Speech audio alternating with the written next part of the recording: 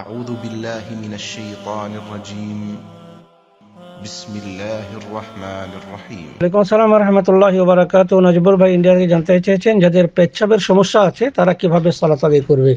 যাদের সব সময় পেচ্ছাব পড়ে, কাপড়ে, শরীরে লেগে যায়, এদের নামাজের অবস্থাটা কিভাবে হবে?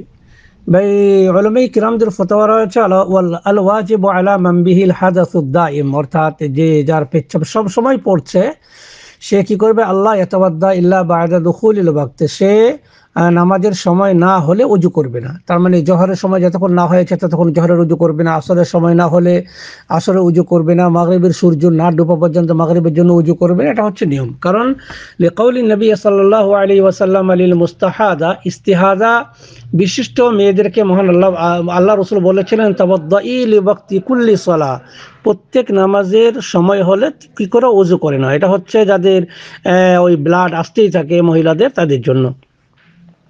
ফাইদা কানা বিহি সালসাল বাউল, বিদায়ে কারো যদি পেচ্ছাবের সমস্যা থাকে, পেচ্ছাবের ফোঁটা পড়তেই থাকে, ফাল ওয়াদু ইয়াকুনু বা'দা দুখুলিল ওয়াক্ত, তাহলে তার জন্য ওযু হবে না সময় পড়বে, তার মানে নামাজের সময় হয়ে যাওয়ার পরে, নামাজের সময় হওয়ার আগে কিন্তু ওযু করবে না।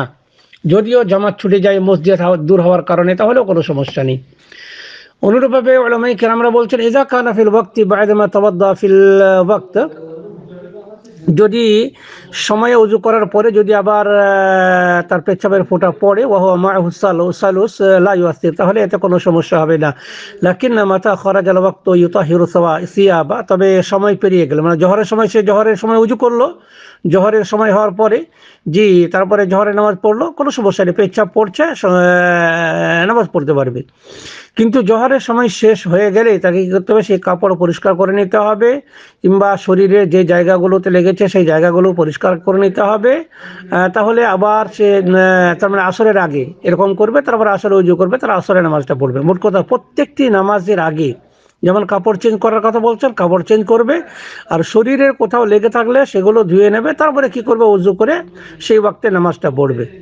যখন সে ওযু করে নেওয়ার পরে যদি তার পেচ্ছাবের ফোঁটা পড়ছে, শরীরে লাগছে, তবে সে অবশ্যই, সে যদি মসজিদে যায় তাহলে এমন একটা ব্যবস্থা গ্রহণ করবে যাতে করে তার মসজিদে পেচ্ছাবের ফোঁটা না পড়ার আশঙ্কা থাকে। তার মানে মনে করুন কোনো কাপড় কিংবা কোনো পলিথিন এই ধরনের কিছু বেঁধে নেবে, যেমন ডাক্তারদের ডাক্তারখানাতে পাওয়া যায়, ডাক্তারের দোকানে, এরকম কোনো জিনিস ব্যবহার করবে যাতে করে মসজিদে নামাজ পড়তে গেলে আর কি, যাতে করে মসজিদ নোংরা না হয়ে যায়।